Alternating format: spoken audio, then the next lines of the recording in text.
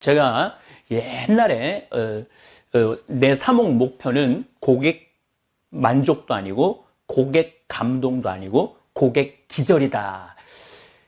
이제는 더 이상 외부 강의를 제가 다니지 않기 때문에 장돌뱅이 삶을 살았던 것이 아련한 추억으로 남아 있습니다.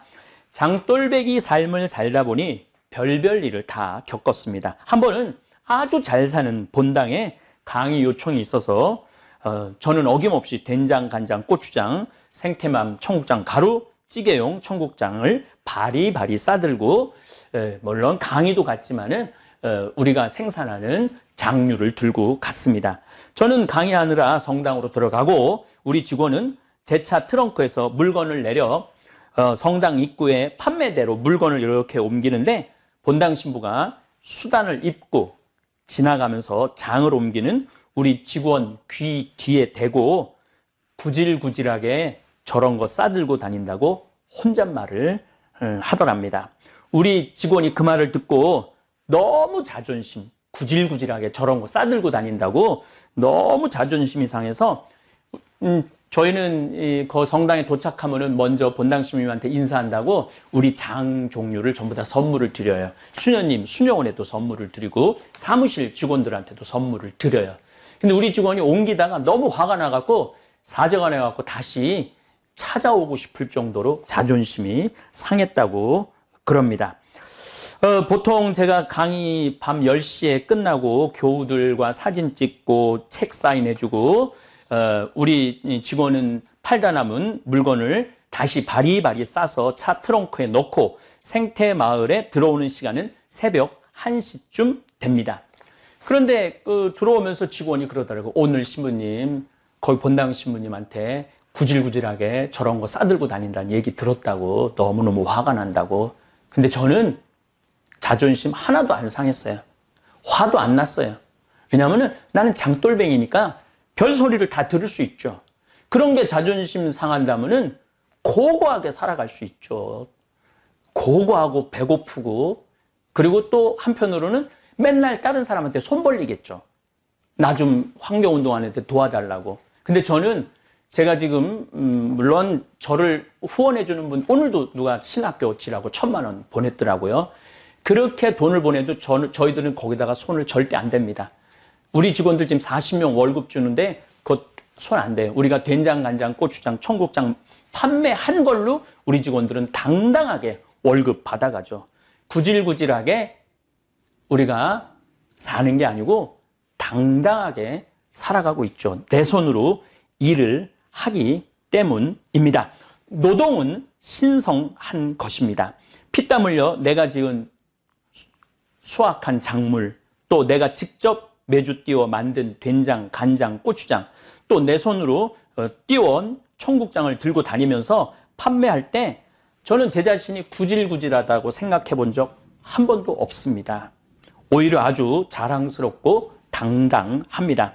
아마 오늘 이 시간에 시장에서 또 노동 현장에서 또 공장에서 피땀 흘려 성실하게 일하시는 모든 분들 본인이 구질구질하다고 생각하시는 분들이 있다면 더 이상 그렇게 생각하지 않으셔도 됩니다. 정말 구질구질하게 사는 사람은 피땀 흘려 노동하지 않고 다른 사람 등쳐먹고 사기치는 사람들입니다. 사실 또 욕심도 없어요. 여기서 제가 떼돈을 벌고 싶은 생각도 없어요. 그저 우리 농민들 콩 수매해서 그거 건강하게 해서 우리 국민들한테 건강한 먹을거리 제공한다라는 그러한 당당함, 자신감이 있습니다. 그래서 그 구질구질하다는 그 말 제가 이렇게 들으면서 묵상을 참 많이 해요. 내가 구질구질하냐, 당당하냐.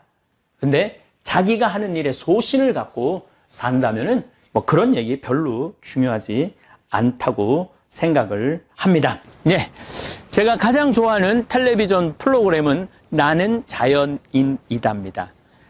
그걸 보고 있으면은 마음이 그렇게 편안해요. 자연인들 이렇게 이제 뉴스를 먼저 보죠. 그 정치인들 막 모습 보다가 자연인들 모습 딱 보면은 마음이 너무너무 편안해요. 그래서 저 역시 자연인으로 살고 있죠. 황창현 신부님의 행복특강 지금 바로 시작하겠습니다. 영상이 마음에 드신다면 구독, 좋아요, 알림 설정 부탁드립니다. 마지막에 황창현 신부님이 직접 쓰신 글도 함께 들으시면 좋겠습니다. 천민수님 반갑습니다. 어제 제가 한 강의 많은 분들이 조용히 죽인다. 중국 사람들은 바이러스에 걸리면은 조용히 죽인다라고 말을 했고, 일본 사람들은 조용히 죽길 바라는 거예요, 국민들이. 그리고 우리나라는 어떻게 해서든지 조용히 죽고 싶어도 찾아내갖고 병원에 입원시켜서 고쳐주는 정부라고 말씀을 드렸습니다. 객관적으로 봐도 지금 중국, 한국, 일본을 보더라도 물론 우리나라가 조선시대 때 백성을 정말로 사람으로 취급하지 않고 개, 돼지로 취급을 했었죠.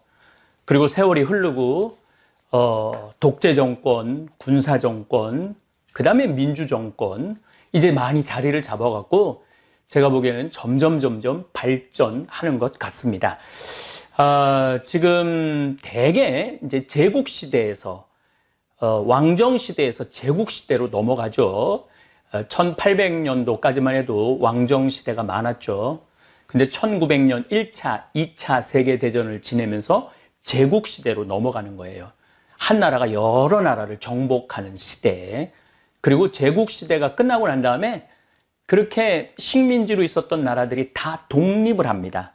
독립을 할 때 정권을 누가 대개 잡느냐면 군부가 잡죠. 군인이 잡습니다. 군인이 잡고 난 다음에는 독재가 진행이 되죠. 우리나라는 조금 반대 성향이 있었어요. 이승만 정권에는 군인이 아니었죠. 그런데 중간에 쿠데타 때문에 이제 군부가 정권을 잡고 독재, 5.18 광주 민주화 운동 때 전두환 정권, 군인 정권이 수많은 우리 젊은이들을 죽음으로 몰아넣고 정권을 잡았죠. 그리고 1987년 저도 그때 데모 방학하는 날, 신학교에서는 데모를 못하니까 방학하는 날 수원 북수동에서부터 역정까지 함께 나도 이 민주화에 함께 해야 되겠다 하고 했던 기억이 나고 최루탄을 뒤집어 썼던 기억도 납니다. 그럼에도 불구하고 우리가 좀 성숙하지 못하고 무르익지 못했죠. 근데 점점 민주화 또 민주 정권이 생기면서 굉장히 좋은 방향으로 발전하고 있습니다. 그 얘기까지 어저께 제가 이 바이러스의 문제에 대해서 이야기할 때 말씀을 드린 것입니다. 어제 제가 강의하면서 제가 이제 댓글을 많이 본다고 말씀을 드렸어요. 맞아요. 빅토리아 여왕이 아니고 엘리자베스 2세죠. 제 나이 정도 되면은 말하다가도 깜빡깜빡 할 때가 많아요. 더욱이 뭐 1시간, 2시간 이렇게 강의할 때 생각 안 날 때도 사실 많습니다. 그래서 참 하나 외우면 2개 까먹고 2개 외우면 4개 까먹는 것 같습니다. 정정하겠습니다. 엘리자베스 2세 1926년에 태어났죠. 그러니까 나이로 따지면은 지금 거의 95살 된 여왕이 영국의 국왕으로 지금 있습니다. 자, 제가 전국으로 강의 다닐 때 이야기입니다. 10년 전쯤의 일입니다. 저는 강의 다닐 때마다 생태마을에서 생산한 된장, 간장, 고추장, 생태맘, 청국장, 가루, 찌개용 청국장을 들고 다니면서 팔았습니다. 오늘 잠깐 댓글을 보니까 남편이 당뇨가 들었는데 6개월 동안 이걸 꾸준히 먹으니까 당뇨도 수치가 내려가고 그 다음에 변비도 없어졌다고 너무너무 감사하다라는 글을 제가 읽었습니다. 그럴 때마다 저는 참 행복한 사업가죠. 그리고 행복한 생태마을 을장입니다. 어쨌든 제가 대부분 강의를 2시간 정도 초청 강의할 때 하는데 중간에 10분이나 15분 쉬는 시간에 평창 생태마을에서 생산한 장류 제품을 팔았습니다. 물론 제가 쓴 책들도 들고 나가서 판매하고 사인도 많이 해 주었습니다. 그 덕에 사실은 보통 저자들보다도 책을 훨씬 많이 팔았죠. 정말 엄청나게 대충 총 한 100만 권 정도 팔은 것 같아요. 이제까지 제가 쓴 책을. 작가로서는 정말 말도 할 수 없는 큰 기쁨의 그러한 작가죠. 저는 참 사제이기 때문에 유리한 부분이 참 많습니다. 한마디로 장돌배기 같은 장돌배기죠. 같은 삶을 15년 정도 산 것 같습니다.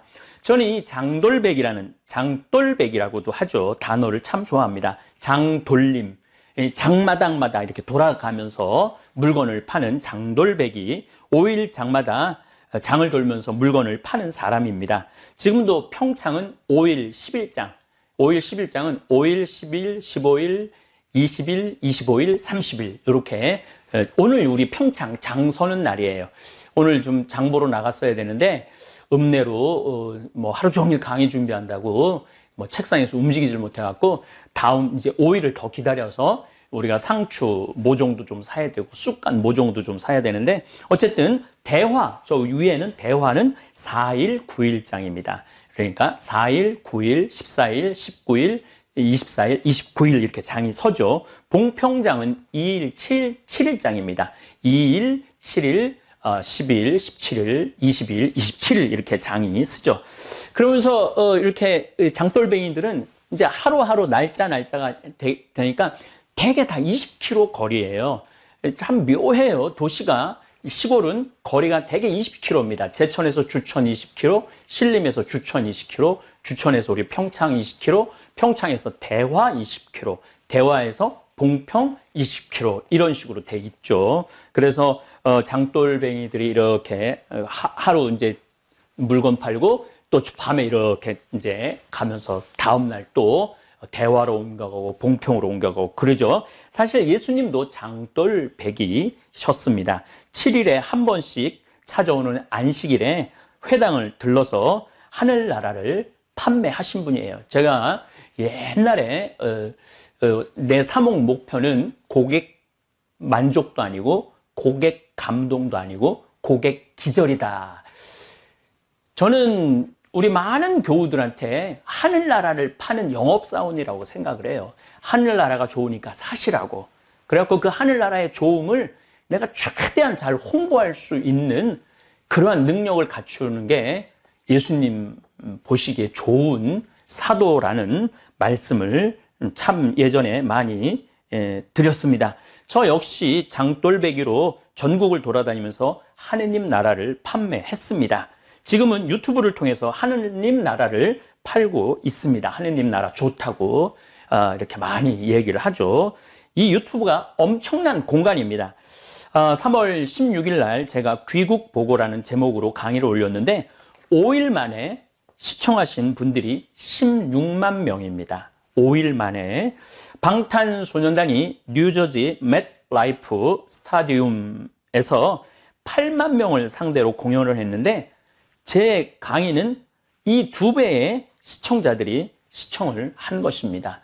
그러니까 이렇게 제 이 거실에서 제 조그만 내 비밀의 공간, 내 정원에서 이렇게 찍지만은 이 시청하는 분들은 맥라이프 스타디움에서 그 어마어마한 사람들이 모여서 지금 각자 방에서 전 세계에서 시청을 하고 있는 것이죠. 그렇기 때문에 저는 이 유튜브 공간이 이제는 복음을 전할 수 있는 기가 막힌 소통의 공간이라는 생각을 해서 하루 종일 책상에 앉아서 자료 정리하고 또 묵상하고 어떻게 하면은 이 시대의 흐름을 또 하느님의 뜻을 전할까 참 많은 고민을 하고 공부를 합니다. 이제 시대는 바뀌어서 장돌배기로 이 장 저장을 떠돌아다니지 않아도 생각을 함께 공유할 수 있는 기가 막힌 시대가 왔죠.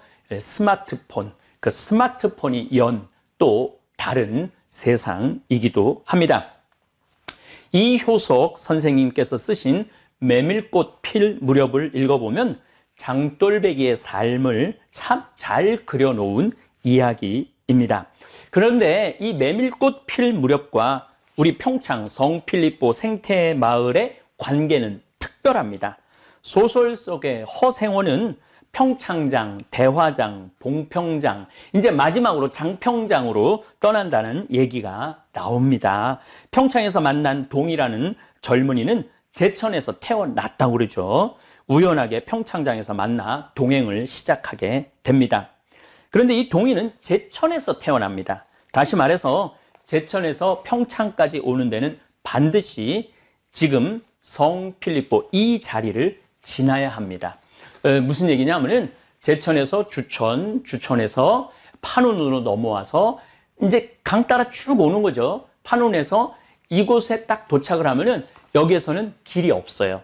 이 나루터를 건너가야 돼요. 그래서 이 건너편에 비석이 있어요. 100년 전 나루터라고 써 있어요. 그래서 이 건너편에는 나루터입니다. 그리고 이 자리는 바로 이 자리예요. 이 자리는 뭐가 있었느냐면 주막이 있었어요. 주막이. 이건 제 생각에는 500년 전에도 이 자리가 주막이 있었고 100년 전에도 이 자리가 주막이 있었을 것입니다. 바로 이 자리에 제가 생태마을을 꾸미고 살고 있죠. 우리 이효석 선생님께서는 진부에서 태어났어요. 하진불이라는 곳에서 태어나셨고 또 진부리에 묻히시죠. 1973년 영동고속도로 공사 때 그때는 평창 분들이 봉평이나 진부에 계신 분들이 여기에 얘기를 했다고 그래요. 그 자손들이 우리 아버지 이제 영동고속도로 때문에 묘가 옮겨야 되니까 어떻게 여기서 할 수 없느냐고. 그때는 1973년도에는 문학가가 얼마나 위대한 사람인지 몰랐던 거예요. 그래갖고 봉평에다 모시지 못했죠. 파주 공원묘원으로 지금 가 계세요. 이효석 선생님 묘는 거기 있습니다. 참 기가 막히죠. 우리가 봉평 메밀꽃 축제를 9월 달에 보통 하는데 한 100만 명 정도 모인다고 그래요. 100만 명 정도. 무슨 경제적인 효과의 문제가 아니라 사람들은 이 문학에 대한 그리움이 있어요.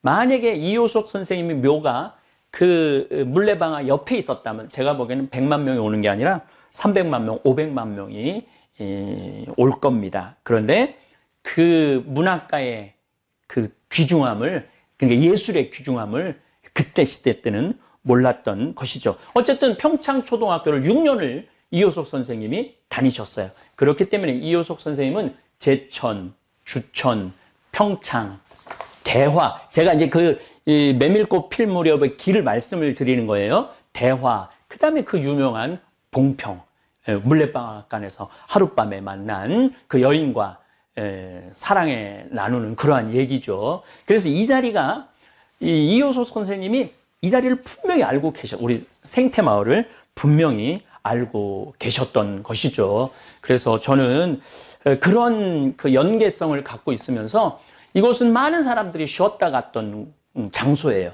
그렇기 때문에 성필리포 생태마을 피정의 집, 온 세상을 떠돌아다니는 나그네들이 이곳에 와서 쉬고 가는 그런 기가 막힌 공간으로 재탄생했죠.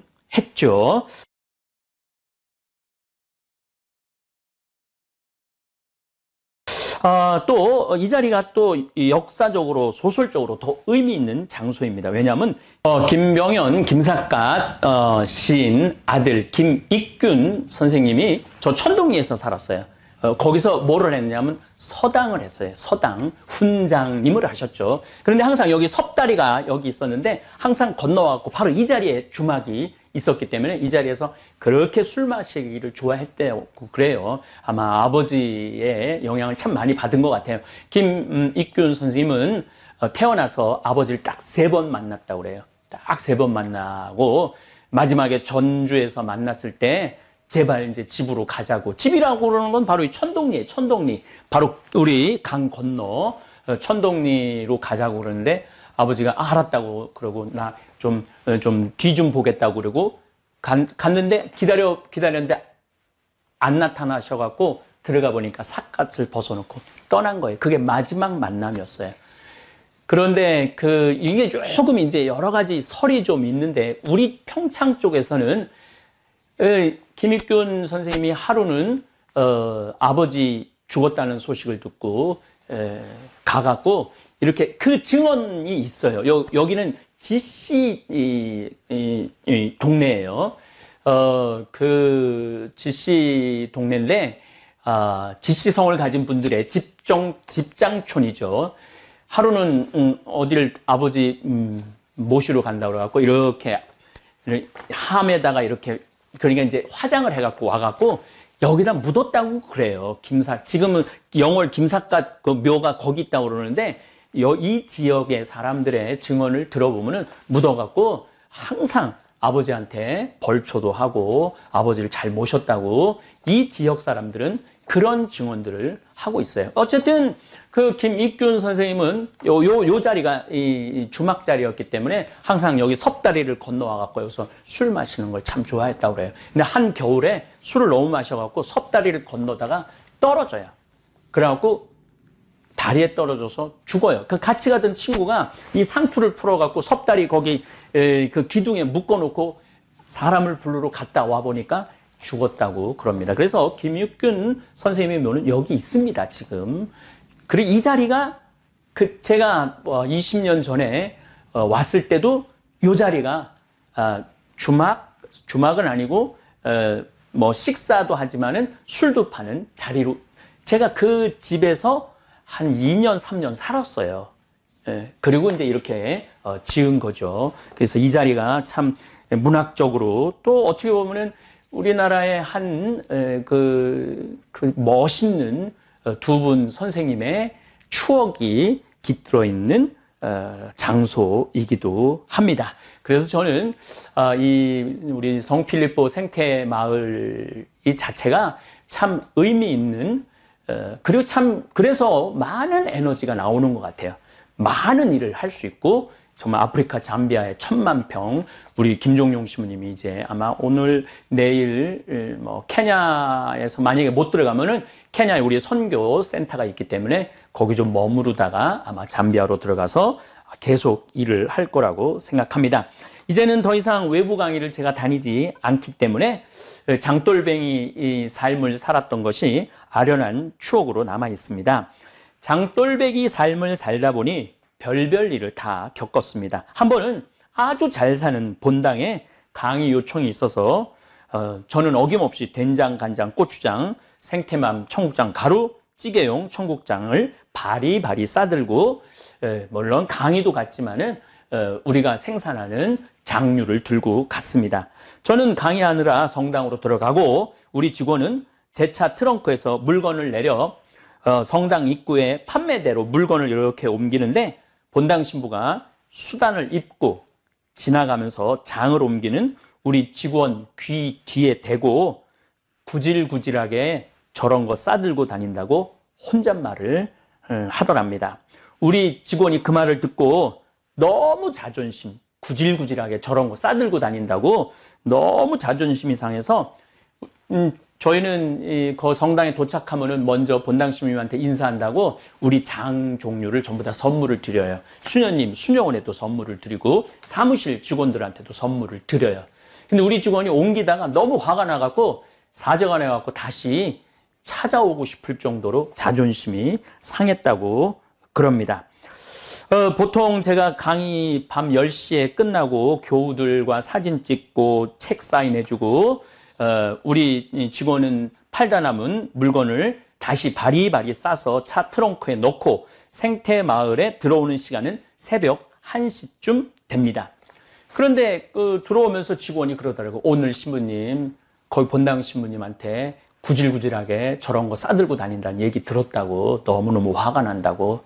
근데 저는 자존심 하나도 안 상했어요. 화도 안 났어요. 왜냐하면 나는 장돌뱅이니까 별소리를 다 들을 수 있죠. 그런 게 자존심 상한다면은 고고하게 살아갈 수 있죠. 고고하고 배고프고 그리고 또 한편으로는 맨날 다른 사람한테 손 벌리겠죠. 나 좀 환경운동하는데 도와달라고. 근데 저는 제가 지금 물론 저를 후원해주는 분 오늘도 누가 신학교 지라고 1,000,000원 보냈더라고요. 그렇게 돈을 보내도 저희들은 거기다가 손을 절대 안 댑니다. 우리 직원들 지금 40명 월급 주는데 그것 손 안 돼요. 우리가 된장, 간장, 고추장, 청국장 판매한 걸로 우리 직원들은 당당하게 월급 받아가죠. 구질구질하게 우리가 사는 게 아니고 당당하게 살아가고 있죠. 내 손으로 일을 하기 때문입니다. 노동은 신성한 것입니다. 피땀 흘려 내가 지은 수확한 작물, 또 내가 직접 매주 띄워 만든 된장, 간장, 고추장, 또 내 손으로 띄워온 청국장을 들고 다니면서 판매할 때 저는 제 자신이 구질구질하다고 생각해 본 적 한 번도 없습니다. 오히려 아주 자랑스럽고 당당합니다. 아마 오늘 이 시간에 시장에서 또 노동 현장에서 또 공장에서 피땀 흘려 성실하게 일하시는 모든 분들, 본인이 구질구질하다고 생각하시는 분들이 있다면 더 이상 그렇게 생각하지 않으셔도 됩니다. 정말 구질구질하게 사는 사람은 피땀 흘려 노동하지 않고 다른 사람 등쳐먹고 사기치는 사람들입니다. 우리 직원들은 손가락에 부을 정도로 열심히 일을 합니다.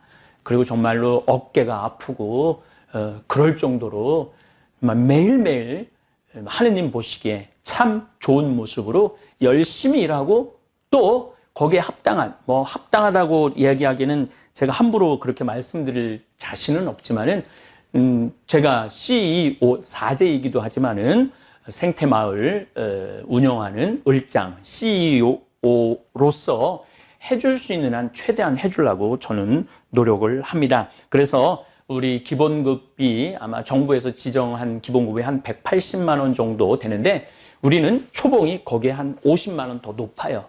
그래서 최대한 잘해주고 싶고 긍지, 자긍심 가지라고 항상 제가 말씀을 우리 직원들한테 이야기를 하죠. 절대 내가 된장, 간장, 고추장 들고 다니는 거 구질구질한 거 아니에요.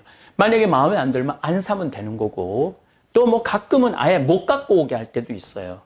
그야말로 허탕 칠 때가 있죠. 그럴 때는 저는 또 강의 또 뭐 즐겁게 하고 그렇게 이렇게 세월 흘러서 20년의 시간이 지났습니다. 요즘 바이러스 때문에 많은 중소업자들 또 소상인들 참 힘들어 하죠. 정말 왜냐하면 제가 구질구질한, 남들이 보기에 구질구질하게 그런 거 들고 다니면서 저는 뭐 당당하게 했지만은 그렇게 하루하루 싸가는 거죠.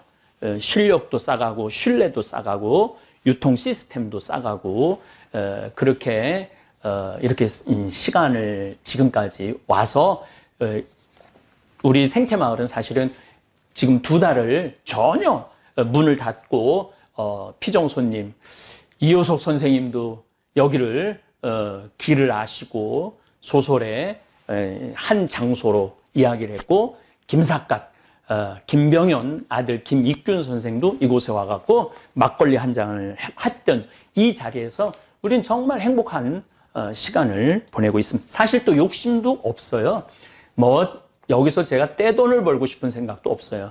그저 우리 농민들 콩 수매해서 그거 건강하게 해서 우리 국민들한테 건강한 먹을거리 제공한다라는 그러한 당당함, 자신감이 있습니다. 그래서 그 구질구질하다는 그 말 제가 이렇게 들으면서 묵상을 참 많이 해요. 내가 구질구질하냐? 당당하냐? 근데 자기가 하는 일에 소신을 갖고 산다면은 뭐 그런 얘기 별로 중요하지 않다고 생각을 합니다. 사도 바울은 말합니다. 데살로니가 전서 4장 11절에 이렇게 말합니다. 우리가 여러분에게 지시하는 대로 조용히 살도록 힘쓰며 전 진짜 요즘 조용히 살고 있죠. 조용하지만 결코 조용하지도 않고 또 유튜브 때문에 자기 일에 전념하고 자기 손으로 제 일을 하십시오. 자기 손으로 제 일을 하라고 그러죠. 그러면 바깥 사람들에게 품위 있게 처신할 수 있습니다. 내 손으로 돈을 벌면은요, 바깥 사람한테 자신 있게 처신할 수 있어요. 근데 내가 내 손으로 돈을 벌지 못하면은 사람이 비굴해져요. 비굴해지고 제가 여기서 수많은 사람들을 만나 보지만은, 정말 매일 자기 일에 성실한 사람들은 여기 와서 당당해요. 그런데 뭔가 좀 숟가락을 얹으려고 그러는 그런 분들이 있어요. 그런 분들은 정말 약간 좀 자신감이 없어 보이는 그런 면도 있습니다. 근데 사도 바울은 이거 너무 정확하게 알고 있죠. 자기 손으로 제 일을 하십시오. 그러면 바깥 사람들에게 품위 있게 처신할 수 있고 아무에게도 신세를 지는 일이 없을 것입니다. 맞아요. 제가 2000년에 여기 들어왔는데 우리가 먹을 거리를 만들어 놓지 않았다면 우리가 살 거리를 준비해 놓지 않았다면 지금 아마 굉장히 비굴한 상태로 있었을 거예요. 그런데 누가 뭐라 그래도 정말 무소의 뿔처럼 뚜벅뚜벅 이렇게 걸어왔기 때문에 지금도 참 이런 어려운 상황 속에서도 우리 모든 직원, 요즘 우리 직원들 신났어요. 왜 신났느냐 하면은 이 피정 식단은 늘 똑같죠. 그분들은 처음이지만 우리 직원들은 매일 그 피정 식단을 먹으니까 참 밥 먹는 게 참 힘들었는데 요즘은 피정객이 안 오니까 아주 뭐 주방에서 온갖 오늘은 뭐 짜글이 백종원 씨가 한 짜글이를 저녁에 했는데 저도 올라가서 먹었는데 아주 맛있더라고요. 전 뭐 조금 맛을 봤는데 참 맛있더라고요. 우리 직원들이 아주 요즘 식사 시간이 기대가 된다고 어떤 우리 직원은 그거 맨날 찍어서 자기 친구들한테 자랑한다고 그럽니다. 어쨌거나 하여튼 요즘 바이러스가 창궐하는 시대를 살면서 내 손으로 일해서 먹고 살 수 있음에 얼마나 감사한지 모릅니다. 이제 잠깐 제 손으로 일하는 장면을 여러분들 잠깐 감상해 보시기 바랍니다. 돌단풍입니다. 우리 생태마을에 이제 돌단풍이 나오기 시작하네요. 이제 봄이 드디어 시작을 했습니다. 우리 생태마을 정말 아름답습니다. 저희들이 이 생태마을을 꾸미는데 20년 딱 걸렸어요. 이제 올해부터는 조금 더 조경도 좀 많이 하고 많은 분들이 와서 정말 행복하게, 제가 우리말만 쓰려고 노력하는데 그야말로 영어로 하면 릴렉스하게 좀 편안하게 많은 분들이 와서 쉬었으면 좋겠는데 요즘 바이러스 때문에 온 국민이 자가격리를 좀 하고 있죠. 이 아름다운 저 하늘 좀 비춰봐. 이렇게 오늘 그냥 하늘이 예쁘고 그냥 좋은데 이런 맑은 공기 우리 국민들이 많이 마셨으면 좋겠는데 바이러스 때문에 우리 생태마을 지금 문을 닫고 있어요. 지금 2달째 문을 닫고 있는데 하루빨리 이 문을 열 수 있도록 정부도 노력하고 국민도 노력하고 그랬으면 좋겠습니다. 예, 항아리가 많으면은 그 집이 부자인지 부자가 아닌지 잘 알 수 있다고 그러는데 우리 생태마을 이렇게 항아리 이렇게 보시면은 반대쪽도 한번 비춰봐요.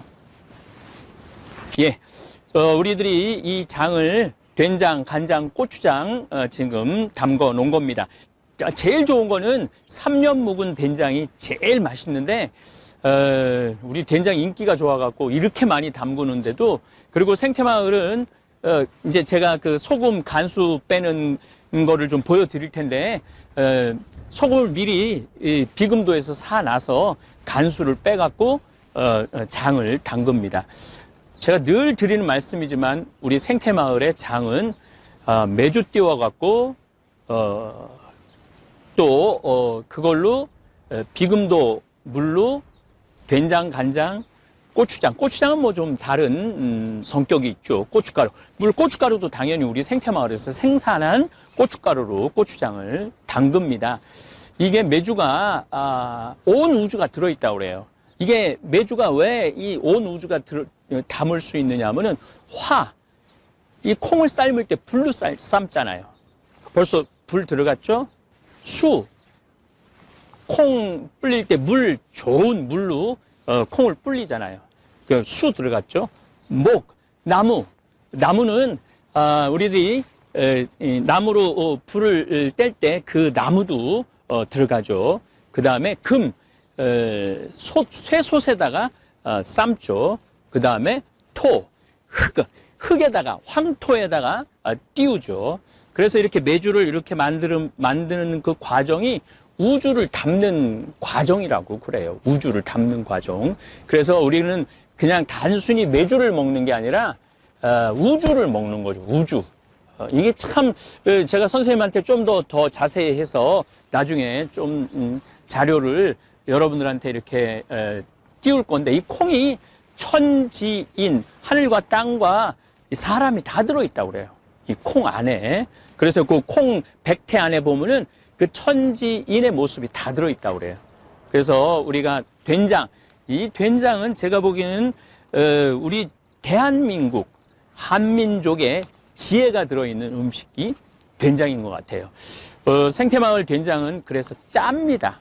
왜 짜냐 하면은 다른 방부제를 넣을 수 없기 때문에 방부의 역할은 소금으로밖에 못해요. 저는 너희는 세상의 빛과 소금이다라는 말씀을 예수님이 2000년 전에 하셨죠. 소금. 2000년 전에 예수님께서 소금이 얼마나 중요한지 아셨던 거예요. 그래서 너희는 세상의 빛과 소금이다. 소금은 그래서 우리 인간 그 삶 안에 빠질 수가 없는 거예요. 그러니까 오죽하면 금이라고 그러겠어요. 황금, 소금. 그리고 더 중요한 건 제가 말하죠. 금 중에 진짜 중요한 금은 지금이에요. 지금. 지금 행복하지 않으면은 내일도 행복할 수 없어요. 지금 우리가 지금 바이러스 때문에 고통을 겪고 있는데, 이런 일이 벌어질지 2020년 경자년 시작하면서 어떻게 알았어요? 아무도 몰랐죠. 이런 일이 벌어질지. 희망찬 2020년 그러고 시작했는데 이 전 세계가 지금 완전히 그냥 올 수도 없된 거 아니에요. 전 세계가. 그리고 서로 담을 쌓고 벽을 치고 스스로의 감옥에 갇혀서 살잖아요. 그래서 내일 일은 모르는 것 같아요. 내일 일은. 그래서 제가 가끔 내일 일은 난 몰라요. 그 노래를 가끔 부르는 이유 중에 하나가 내일 일은 몰라요. 그래서 지금, 그리고 지금 소금. 이 소금이 굉장히 중요한 역할을 합니다. 이제 오늘 3월 20일인데 아주 봄볕이, 어제는 막 태풍 같은 바람이 불더니 지금 봄볕이 들어서 우리 생태마을에 지금부터 이제 장 익는 냄새가 나기 시작해요. 그럼 참 구수해요. 장 익는 냄새가 너무너무 좋은 것 같아요. 제가 간장차 얘기도 하죠. 제가 보기에는 지금 바이러스 때문에 많은 사람들이 힘들어하는데 면역력 키우는 게 참 중요한 것 같아요. 면역력. 물론 면역력 키운다고 다 바이러스에 안 걸리는 건 아니지만은 어느 정도 우리가 면역력을 가지려면은 이 장류를 먹어야 돼요. 우리 된장은 재래식이라고 지금 계속 말씀드리죠. 그렇기 때문에 짜요. 짜기 때문에 도시에서 그 누런 된장, 그런 된장하고 맛은 달라요. 조금만 넣어서 그냥 끓이시면은 된장국이든 된장찌개든, 된장찌개도 조금만 넣어서 끓이시면 돼. 많이 필요 없어요. 워낙 이 안에 좋은 균들이 아주 집합되어 있기 때문에. 저희들이 지금 여러분들한테 된장을 한번 보여드리도록 하겠습니다. 한번 팀장님 한번 열어보세요. 네, 이렇게 우리들이 지금 항아리에다가 이렇게 보자기를 이렇게 했는데, 옛날에는 광목을 썼는데 광목을 써다 보니까 자꾸 곰팡이가 생겨요. 그래서 우리 직원들이 항아리를 이렇게 할 때 정말 나도 처음 봤네. 이렇게 예쁘게 그냥 이렇게 하는 줄. 정말 정성스럽고 정말 정성스럽고 예쁘게. 이걸 뭐라 그러지? 이런 거를 보자기라고 그러나? 보자기. 이 보자기로 이렇게 예쁘게 매듭을 쳐서 벌레도 안 들어가게 하고 먼지도 안 들어가게 하고, 정말 먼지가 이렇게 위에 이렇게 있네. 못 들어가게. 이제 보통 우리가 한참 이거 익을 때 이게 뚜껑을 열어두잖아요. 네. 예, 한참 익을 때는 뚜껑을 열어둬서 이 태양빛, 공기 이런 모든 것이 숙성이, 아까 제가 말씀을 드렸죠. 화, 수, 목, 금, 토가 다 들어있다고. 자, 장을 드디어 한번 개봉을 해 보겠습니다.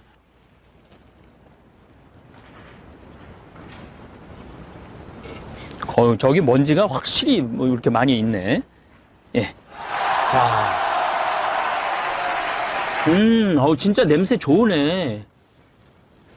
여기 지금 태양으로 예, 저렇게 아주 냄새가 정말 구수한 냄새가 납니다. 요거를 우리가 저기 택배로 보낼 때 요건 싹 걷는 거죠? 네. 예. 택배로 보낼 때는 위에 장은 전부 다 걷어 버리는 겁니다. 그래서 택배를 보낼 때는 요렇게 요게 1kg입니다. 1kg. 요렇게 포장을 예쁘게 해서 여러분들한테 보내드리는 겁니다. 요 정도면은 보통 일반 가정에서 얼마나 먹을까요? 저는 일주일에 된장찌개를 2번 내지 3번을 먹어요. 저 밥 해주는 분한테 그냥 해달라고 그래요. 난 오늘 된장국 먹고 싶다. 된장찌개 먹고 싶다. 왜냐하면 이 된장국이 참 구수한 게 참 맛있는 것 같아요. 그래서 여러분들, 제가 오늘 이렇게 이제 특별히 오늘 3월 20일 날, 우리 이제 이 생태마을 돌아가는 거, 뭐 지금 자가격리들 하시니까 답답하잖아요. 더욱이 면역력을 키워주는 음식으로는 우리 생태마을 이 장이 최고인 것 같아요. 그래서 여러분들한테 특별히 이렇게 소개를 해드리고 함께 나누고 싶어갖고 또 우리 생태마을이 도대체 뭘 하는 데인지 잘 모르는 분들 너무너무 많아요. 자, 저게 황토집입니다. 저거 제가 지은 겁니다.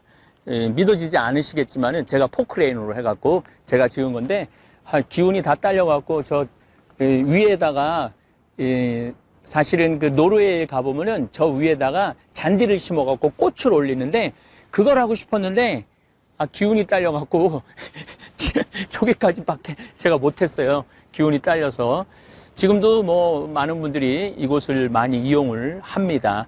제가 이제 한번 저기도 지금 우리 은퇴하신 아주 높은 공무원 하시고 출입국 관리 국장까지 하신 분이 지금 저곳에서 한 10년 정도 지금 살고 계신데 저것도 제 손으로 지은 겁니다. 네, 제가 가장 좋아하는 텔레비전 프로그램은 나는 자연인이다입니다. 그걸 보고 있으면은 마음이 그렇게 편안해요. 자연인들 이렇게 이제 뉴스를 먼저 보죠. 그 정치인들 막 모습 보다가 자연인들 모습 딱 보면은 마음이 너무너무 편안해요. 그래서 저 역시 자연인으로 살고 있죠. 자연인으로 살고 있는데 제가 천주교 신부이기 때문에 천주교 사제이기 때문에 공적인 사람이기 때문에 그 혼자서의 유유자적을 누릴 수는 없죠. 또 물론 제가 혼자서 유유자적을 누린다면은 사제가 될 이유가 없죠. 많은 교우들한테 위로를 하고 또 많은 교우들한테 하늘나라의 신비를 알려주고 또 이 지구가 조금 더 건강해질 수 있도록 노력하는 것이 제 사명이죠. 하지만은 올해 어차피 이 바이러스 때문에 자가 격리 상태에 있기 때문에 올해는 좀 나는 자연인이다라는 마음으로 살고 싶고 생활 패턴도 그렇게 살고 싶어요. 그래서 여러분들한테 요거는 지금 이 꼭지 말고 다른 꼭지에 제목 자체가 나는 자연인이다라는 꼭지로 여러분들한테 제가 한번 황토집 짓는 과정, 또 농사 짓는 과정, 또 유기농으로 농사를 어떻게 짓는지 이런 것들도 한번 담아서 시리즈로 한번 여러분들한테 보여드릴 거예요. 그래서 사실은 이것도 나는 자연인이다의 일부분이죠. 제가 이 된장, 간장, 고추장, 그 다음에 생태맘, 청국장, 가루 만들려고 그랬던 이유 중에 하나가 우리 농민들 저기가 이제 마질이, 대상리, 대하리, 뭐 대상 1, 2, 1, 2, 2리 뭐 다 그러죠. 하리, 중리, 상리 뭐 이거 다 이제 이게 일제 잔재죠. 일제 잔재, 북리, 남리 뭐 이런 것들도 다 일제 잔재의 언어들이에요. 그래서 요즘은 뭐 김삿갓면, 뭐 뭐 아주 좋은 이름들로 바꿔가고 제가 굉장히 기분이 좋아요. 그렇게 건강한 모습으로 어제도 차 탄 채 검진한다. 그 참 우리 대한민국 사람들이 보면은 굉장히 건강한 생각을 많이 갖는 것 같아요. 저희들이 2020년 경자년 간장 담그는 모습 여러분들한테 보여드리도록 하겠습니다. 메주를 저희들이 한 60일 정도 띄웁니다. 60일 정도 띄워갖고 정월 안에 소금 18도, 염도 18도를 맞춰서 우리는 비금도 소금을 씁니다. 간수를 한 3년 정도 빼죠. 3년? 네, 3년 정도 간수를 제가 이제 나중에 이제 소금도 저희들이 한번 보여드리도록 하겠습니다. 간수를 빼서 정월 안에 2월 7일 정도 했습니다. 그리고 한 50일 정도 담그고 난 다음에 장가르기를 합니다. 여러분들 이렇게 보시면은 숯이 있는데 이거 숯은 메주의 독성을 빼는 거예요. 메주의 독성만 빼는 것이 아니고 이 숯이라는 게 참 신비한 것 중에 하나가 나쁜 것들을 흡착을 하는 능력이 있어요. 숯이. 그래서 여러분들 그 수돗물 이렇게 드실 때 아주 특별한 삼투압, 그 서울은 지금 삼투압으로 수돗물을 정화를 해서 먹는데 그러지 않는 한 대개 백탄으로 마지막으로 걸러서 여러분들 집으로 가는 거예요. 그래서 숯이 우리 생활 안에 쓰여집니다. 그리고 이제 고추가 있는데 이 고추는 칼칼한 맛도 냅니다. 이 붉은 고추는. 근데 또 우리 전통적으로 나쁜 액을 막아주죠. 제가 말씀드렸죠. 그냥 간장, 메주, 그냥 이게 그냥 화학 제품으로 하는 게 아니라 우주를 담는 거예요. 화수, 목금, 토. 우주를 담고 천지, 인을 담는 거예요. 그 기운을 담는 거죠. 그래서 여기다 새끼줄을 이렇게 치는 이유 중에 하나도 그 액을 막는 거예요. 새끼줄 많이 치죠, 여러분들. 그 금줄 할 때, 액이 태어날 때 새끼줄 하죠. 또 언제 새끼줄을 쓰느냐면은 부모님 돌아가셨을 때 머리에, 대개 며느리들이 머리에 많이 하고 아들들은 허리에 많이 하죠. 머리에도 하고 허리에도 해요. 물론 죄인이라는 의미도 있지만 시신 앞에 있으면서 그 액을 쫓아내기 위해서 쓰는 거죠. 그래서 이렇게 단순히 과학적으로만 할 수 있는 게 아니에요. 장이라는 것 자체가. 그 다음에 대추는 자손도 좀 많게 하고, 당연하죠. 건강한 간장으로 음식을 해 먹으면은 자손이 많이 생기죠. 요즘 불임이 자꾸 생기는 이유 중에 하나도 된장간장 고추장을 안 먹고 인스턴트 음식만 먹기 때문에 젊은 여자 아이들이 자궁에 문제가 생기는 거예요. 그래서 예전에 제가 한참 말씀드렸지만은 자궁에 임신을 할 수 있는 지수가 있어요. 근데 많은 경우 여자아이들은 임신할 수 있는 지수가 다 안 되는 경우가 많아요. 그래서 요즘 그렇게 결혼을 해도 애가 없는 이유 중에 하나가 이 장을 안 먹어서 그래요. 된장, 간장, 고추장으로 만든 된장찌개라든지 된장국이라든지 이런 것들. 그래서 제가 이런 생태마을을 운영하면서 이런 것에 대해서 사실 굉장히 확신이 있어요. 확신이.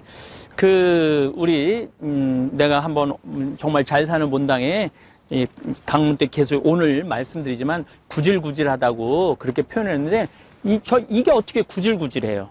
이게 온 우주의 신비를 담은 거고 우리 이 국민의 건강을 또 우리 유튜브 구독자들, 우리 되살림 회원들 건강을 책임지는 건데 그래서 저는 뚜벅뚜벅 이제까지 걸어왔어요. 20년 동안 뚜벅뚜벅 걸어왔고 또 앞으로도 뚜벅뚜벅 걸어갈 거고 누가 뭐라 그래도 저는 제가 하는 일에 확신이 있고 자부심이 있어요. 제가 하는 일에.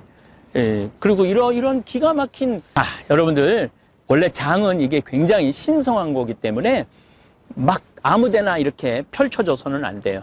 그래서 우리가 돌담으로 전부 다 쌓고 기와로 전부 다 둘러놓은 거예요.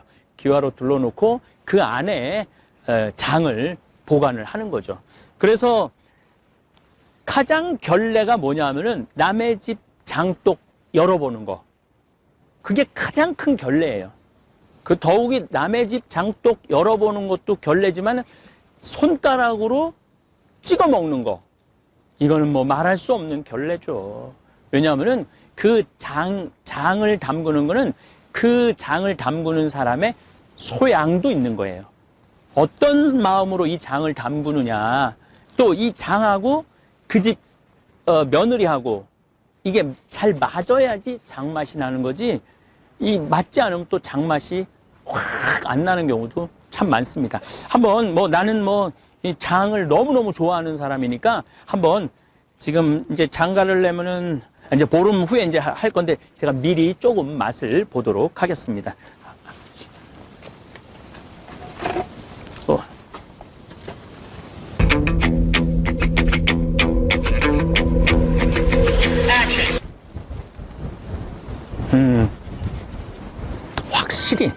확실히 깊은 맛이 나. 닫아주세요. 그리고 이제 지금 참 옛날에는 이 뚜껑으로만 어떻게 했는데 요즘은 이게 바람이 통할 수 있도록 해놓고 먼지가 안 들어가고 태양빛을 그대로 받을 수 있도록 이렇게 참 잘 해놨어요.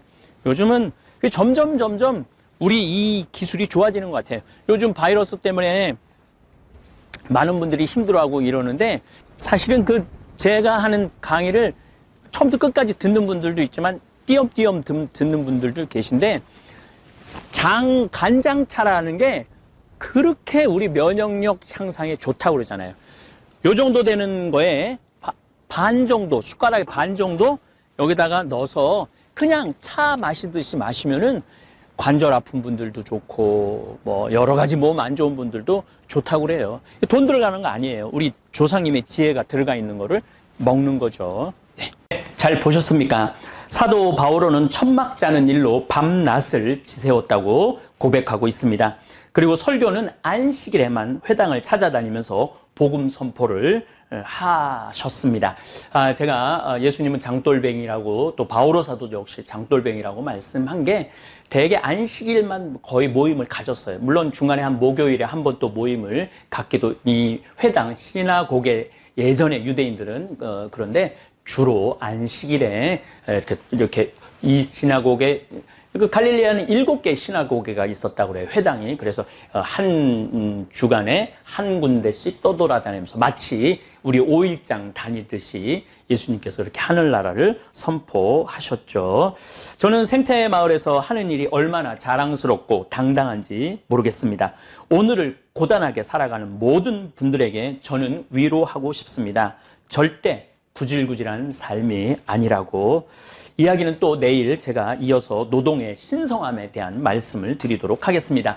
귀양 오늘 우리 김삿간 얘기를 나왔으니까 우리 방랑시인 김삿갓 시를 예전에 아주 재미나게 읽었던 시입니다. 그래서 그 시를 하나 읽어 드리도록 하겠습니다. 제목은 시시비비입니다. 이해 저해 해가 가고 끝없이 가네. 이날 저날 날은 오고 끝없이 오네. 해가 가고 날이 와서 왔다가는 또 가니 천시와 인사가 이 가운데 이루어지네. 요거를 한문으로 쓴 거예요. 이건 푸른 건데 그래서 이 김삿갓이 천재라는 거예요.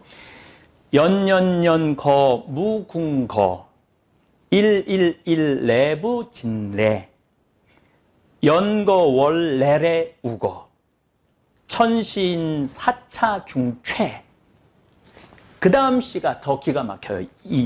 여러분들 한번 들어보시면은 우리 김삿갓이 우리 어렸을 때 아마 우리 이 팀장님은 아마 방랑신 김삿갓 그러면서 이렇게 했던 라디오 그런 거 아마 기억나실 거예요. 저도 아주 어렸을 때 너무너무 저 초등학교였으니까 무슨 뜻인지 몰랐지만은 그 목소리, 성우가 참 목소리가 좋았던 것 같아요. 그때, 요거 여러분들 읽어드리도록 하겠습니다. 요즘 유튜브에, 댓글을 보면은 네가 옳으니, 내가 옳으니 서로 의견이 분분하고 심지어는, 좀 폭력적인 언어까지 쓰는 분들도 있는데 우리 김삿갓 시인의 이 기가 막힌 내용을 좀 들어보고 조금 마음의 여유를 가지시라고 제가 이 시시비비라는 시를 마저 읽어드리도록 하겠습니다. 옳은 것 옳다 하고 그른 것 그르다 함이 꼭 옳진 않고 그른 것 옳다 하고 옳은 것 그르다 해도 옳지 않은 건 아닐세. 그른 것 옳다 하고 옳은 것 그르다 함. 이것이 그른 것은 아니고 옳은 것 옳다 하고 그른 것 그르다 함. 이것이 시비일세. 이거를 한문시로 바꾸면은 이렇습니다. 시시 비비비 시시 시 비비 시 비비 시 비비 시시 비비 시시 비비 시시 비. 감사합니다. 신부님이 직접 쓰신 글을 읽어드리겠습니다. 고령화 사회에서 행복 찾기. 신부님하고 살고 싶어요. 텔레비전을 통해 제 강의를 보고 들은 할머니들은 제가 참 착한 사람이라고 생각하시는 것 같습니다. 아들은 나를 구박해도 언제나 환하게 웃으면서 강의하는 황 신부님만은 나를 받아줄 거야. 아마도 그런 생각들을 하시나 봅니다. 할머니들의 하소연 전화도 많이 오고 구구절절 억울한 사연을 편지로 써보내는 할아버지도 있습니다.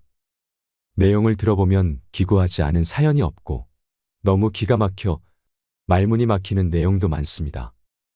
자식들한테 재산을 몽땅 나눠줬는데 모른 척한다거나 박사학위 받고 교수를 하도록 공부시켰는데 자식 얼굴 보기도 힘들다는 분도 있고 젊어서부터 이래저래 사업자금을 대줘서 회사도 크게 하는 자식인데 어느 날부터 부모, 형제하고 담을 쌓고 살고 있다는 하소연도 있습니다. 그분들 모두가 아직 멀쩡하고 건강하니 산 높고 물 맑은 평창 생태마을에 와서 설거지도 하고 빨래도 하고 청소도 하면서 제 옆에서 살면 여한이 없이 행복하겠다고 고집을 부리십니다. 이런 분들은 해외 강의에서도 많이 만나기도 하는데 이래저래 천주교 신부인 저하고 살자는 여자들이 참 많습니다. 1년에 500명도 넘습니다.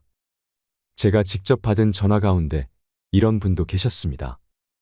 85세 된 할머니인데 어느 날 60대 아들이 그러더랍니다. 어머니는 어차피 내가 모셔야 하고 어머니도 나랑 살고 싶어 하지 않느냐.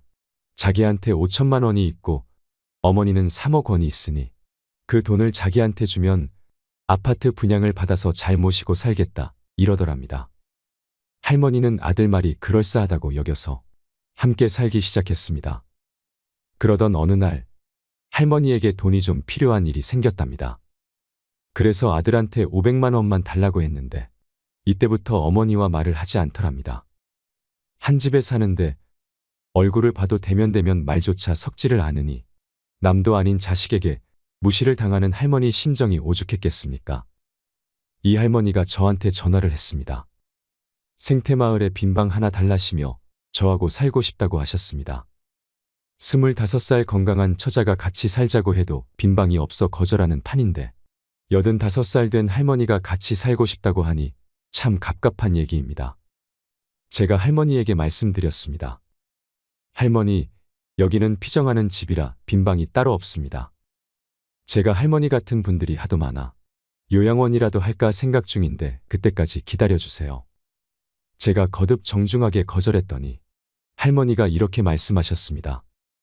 강의할 때 보면 노인들 심정을 누구보다 잘 이해해 주는 것 같더니 아니 이럴 수 있어요? 정말 너무하시네요. 제가 진즉에 자식들한테 재산 나눠주지 말라고 그렇게 간곡히 말씀을 드렸는데 그 말은 하나도 안 듣고 지금 본인 처지만 생각하니 화가 나시는 겁니다.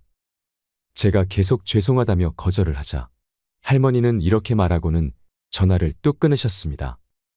신부님도 우리 아들이랑 하나도 다를 게 없네. 여러분, 제대로 돈 쓰는 법을 알아야 합니다. 특히 노후의 자식에게 재산을 몽땅 주는 일은 없어야 합니다. 2015년 울산에서 일어난 일입니다.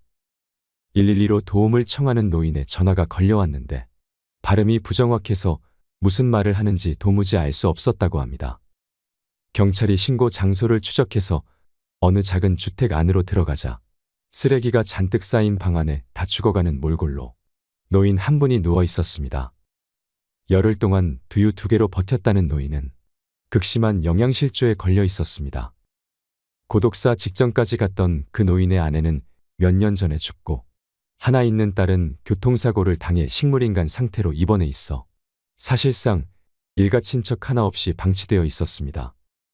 그런데 더 놀라운 이야기가 있습니다. 지난 1년 동안 폐지를 수집하면서 근근히 연명해온 이 노인의 신상을 경찰이 조사해보니 그분 명의로 되어 있는 3층짜리 빌딩이 나오더랍니다. 월세도 한 달에 165만 원씩 통장으로 따박따박 들어오는 건물이었습니다. 죽은 아내가 오래전에 노후 대책으로 장만한 건물인데 노인은 통장에 수천만 원이 쌓여 있는데도 까맣게 모르고 그렇게 비참하게 살다가 죽기 직전까지 갔던 것입니다. 돈을 버는 법은 배웠지만 쓰는 법은 모르는 사람들이 많습니다. 개처럼 벌어서 정승같이 쓰라는 말이 있습니다. 하지만 요즘은 개처럼 벌어서 쌓아두기만 하고 제대로 쓰지 못하고 죽는 사람이 많습니다. 요즘 인터넷에 스주케라는 동호회가 있다고 합니다. 쓰다가 죽자라는 말입니다. 그러나 말이 그렇지 평생 악착같이 번 돈을 쓰다가 죽는 사람은 얼마 되지 않습니다. 어르신들 가운데 예전에 몰래 숨겨놓은 비상금을 어디 두었는지 까먹은 분들이 꽤 있을 겁니다. 그분들 집에서 장롱을 뒤지거나 침대 밑을 뒤지면 아마 꽤 많은 돈이 나올지도 모릅니다. 죽자 사자 모으기만 했을 뿐 쓰는 데는 벌벌 떨고 살아온 분들이니 그럴 수밖에 없습니다. 자식들 학비를 위해서는 몇백만 원씩 아낌없이 내주고 용돈으로 쓰라며 한 번에 몇십만 원씩 주었으면서도 정작 자기 자신을 위해서는 옷 한 벌도 아끼고 해서 여행 한 번 가는 것도 마다하신 분들입니다. 전국적으로 폐지를 줍고 다니시는 할머니나 할아버지들 뒤를 캐보면 많은 경우 자식들에게 있는 재산 다 털어주고 자신은 거리에서 골판지나 신문지를 주워다 팔아 밑바닥 생활을 하고 있는 경우가 많습니다. 죽어라 모은 돈 한 번 멋지게 써본 적 없는 노인들이 자식에게 유언이라며 남기는 말이 무엇인지 아십니까? 너는 나처럼 살지 마라입니다. 그렇다면 어떻게 살아야 할까요? 어떻게 살아야 부모처럼 살지 않는 것일까요? 자식한테 재산 물려줄 생각하지 마세요. 여러분들이 만약에 70살에 다 살았다고 생각하고 자식들한테 재산을 물려주는 순간 여러분들은 자식도 잃어버리고 재산도 잃어버리고 인생도 잃어버리는 것입니다. 여러분들 70살에 자식들한테 재산 주면 자식이 계속 찾아오고 용돈 주고 하지 않습니다. 찾아올까요? 안 찾아올까요? 용돈도 안 주고 바쁘다는 핑계로 찾아오지도 않는 경우가 참 많습니다. 곧 이른 데는 60대의 99%가 후회하는 것들에 대해 말씀드리겠습니다. 곧 이른 데는 60대의 99%가 후회하는 것들. 첫 번째, 많을수록 좋다. 돈을 많이 모아두지 못하고 은퇴를 하게 되면 직장 다니며 꼬박꼬박 들어왔던 고정 수입은 반토막을 낸 것보다 더 적게 들어오게 됩니다. 하지만 역설적으로 나이 들면 덩어리 돈이 쑥쑥 빠져나갈 일들만 남아 있습니다. 자녀 결혼 비용이 그렇고 슬슬 고장 나기 시작한 몸의 치료비가 그렇습니다. 나이 들어 돈이 없으면 초라해지고 서글퍼지고 대우도 못 받는 세상입니다. 욜로도 좋고 소확행도 좋지만 젊어서는 아끼고 살면서 은퇴 이후를 준비하는 것이 바람직하지요. 요즘은 많은 사람들이 돈이 열심히 일하게 만드는 시스템. 내가 잠을 자는 동안 돈을 벌어들일 수 있는 수동적 수입에 대해 관심을 많이 갖고 이것들을 이루려고 노력을 많이 합니다. 이미 은퇴하셨더라도 이런 소득 방법에 대해 꼭 공부하시길 바랍니다. 곧 이른 데는 60대의 99%가 후회하는 것들. 두 번째, 배우자에게 잘해라. 이 조언은 특히 남성분들 귀담아 들으셔야 한다고 생각합니다. 제 영상을 보시고 40대 50대도 아닌 70대 여성분들이 지금도 성격 고약한 남편들 때문에 괴로워하는 글들을 종종 올리십니다. 그런 글들을 대할 때마다 안타깝고 불편한 마음이 아주 오래도록 듭니다. 이 세상에서 제일 소중한 사람은 배우자입니다. 인생 후반전에선 더욱더 그렇죠. 왜냐하면 자신보다 자신을 더 믿어주는 사람이 이 세상에서는 배우자밖에 없기 때문입니다. 그걸 깨닫지 못하고 여전히 권위주의적이고 퉁명스럽고 무뚝뚝하고 배우자 무시하는 덜 떨어진 인생은 가볍기 그지없습니다. 남들도 다 그렇게 사는 거 아니냐고요. 천만의 말씀, 만만의 말씀입니다. 배우자의 소중함을 깨닫고 감사하며 나이 들어서도 여전히 친구처럼 연인처럼 알콩달콩 사는 사람들이 많이 있습니다. 배우자에게 잘하면 자신은 더 대우받고 떠받들어지며 살게 됩니다. 그래서 배우자를 소중하게 여기며 사는 것은 결국 자신을 위하는 길이기도 하죠. 더 늦기 전에 배우자의 웃음소리로 가득한 가정을 만들어 보시기 바랍니다. 곧 이른 데는 60대의 99%가 후회하는 것들. 세 번째, 노년을 함께할 친구를 만나라. 친구 없는 인생은 상상할 수도 없습니다. 배우자 다음으로 인생의 소중한 자산은 친구라 할 수 있겠습니다. 나이를 떠나 취미를 함께 나눌 수 있는 친구를 만들어야 합니다. 마음을 털어놓을 수 있는 친구가 있다면 외롭지 않을 뿐더러 살면서 겪게 되는 스트레스도 이겨낼 수 있습니다. 제 생각으로는 가장 좋은 것이 배우자를 제일 친한 친구로 만드는 거라고 생각합니다. 무슨 말을 털어놔도 집 밖으로 새어나갈 일이 없고 자신의 좋은 점과 나쁜 점, 모든 것을 알고 있으니 공감도 이해도 쉽게 이루어지거든요. 물론 가끔 친구들 만나서 남편 욕을 하기도 하지만 말입니다. 뭐 그 정도 재미는 눈 감아 줄 수 있습니다. 곧 이른 데는 60대의 99%가 후회하는 것들. 네 번째, 자녀들과의 신뢰감을 유지해라. 자녀들과의 동등한 신뢰감을 유지하는 가장 좋은 방법은 대화를 많이 하는 겁니다. 시시콜콜 생활에 참견하고 볼 때마다 잔소리하는 것은 그나마 남아있던 부모와 자식 간의 정마저 떼어내는 지름길입니다.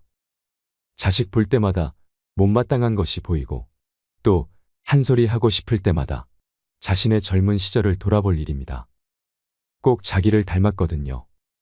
긴 대화가 아니더라도 말 한마디를 하더라도 긍정적이고 사랑과 신뢰, 그리고 자식들을 지지하는 마음이 전달되도록 하는 것이 중요합니다.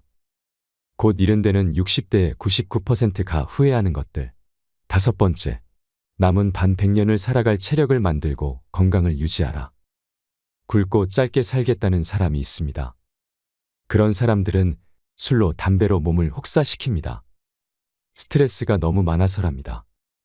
한국의 제 친구는 기업체를 이끌고 있는데 너무 똑똑해서 술, 담배 끊으라는 배우자와 친구들의 말과 조언도 듣지 않습니다. 근데 이 친구를 보면 꼭 고집 부리다 큰일을 당한 뒤에야 자신의 믿음이 틀렸다고 깨닫고 후회할 것이 자명합니다. 생애 단계마다 이런 일들을 여러 번 반복했지만 그럼에도 불구하고 이번에도 또 똑같이 고집을 부리고 매일 밤 독주를 마셔야 됩니다. 평일과 주말을 가리지 않고 거의 하루도 빠짐없이 매일매일 이렇게 독주를 마셔 대고 있으니 간에 무슨 일이 일어나고 있음이 분명합니다. 눈에 보이질 않으니 무슨 깊은 철학적 깨달음이라도 있는 척하며 술을 마시지만 중독에서 벗어나지 못하는 것뿐입니다. 이렇게 굵고 짧게 살겠다는 사람들이 크게 착각하는 것이 뭐냐면 짧게 살기가 마음처럼 그렇게 쉽게 되지 않는다는 겁니다.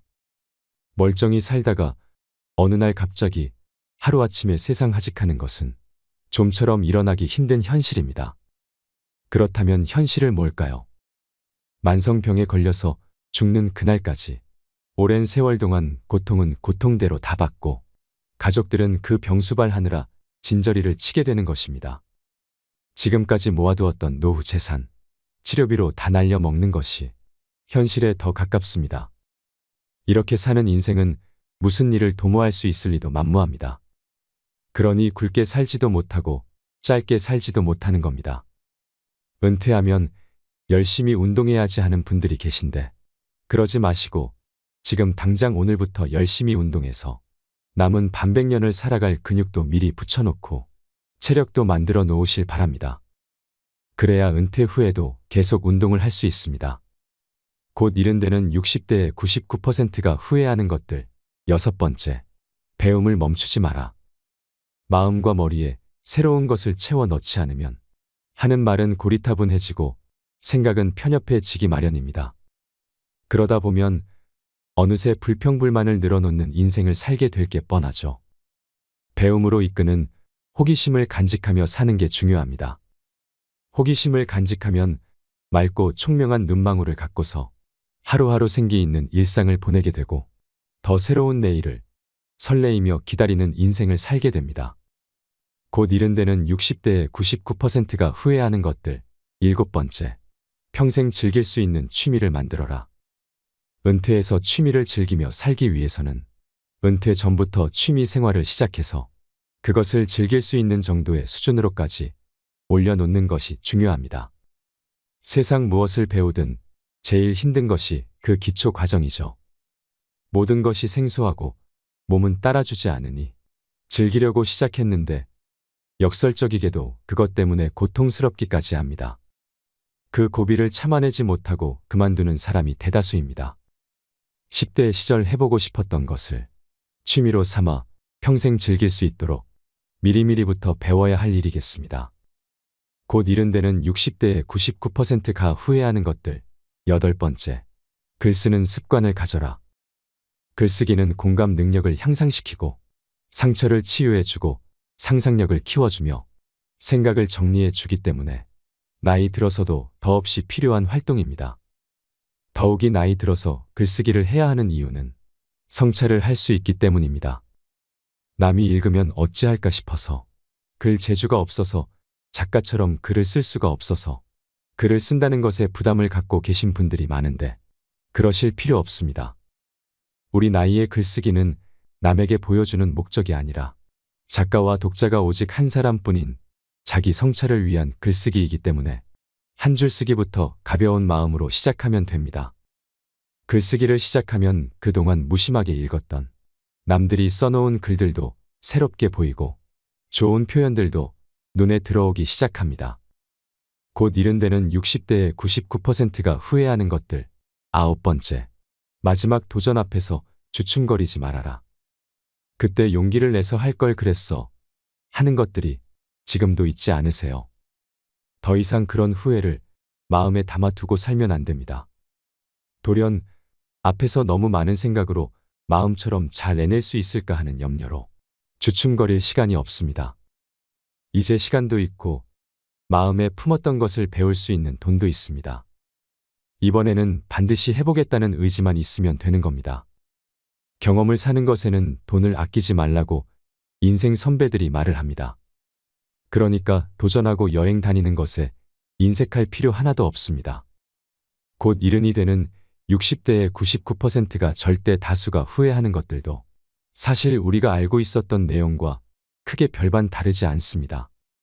그러니 남의 얘기라고, 남들이 후회한 얘기라고 흠칫하고 가볍게 여기지 마시고 나도 그런 후회를 할 수 있다는 것을 생각하시면서 뒤늦게 그런 일이 없도록 하나하나 실천해 가면서 사셨으면 좋겠습니다. 황창현 신부님의 영상이 어떠셨나요? 오늘도 황창현 신부님 덕분에 참 행복한 하루입니다. 오늘 영상을 보신 모든 분들이 노후를 지혜롭게 행복한 하루하루를 사시길 바라면서 오늘 영상 마치도록 하겠습니다. 이상으로 책틀맨이었습니다. 지혜를 쌓는 당신의 오늘이 아름답습니다. 더 좋은 영상으로 찾아뵙겠습니다.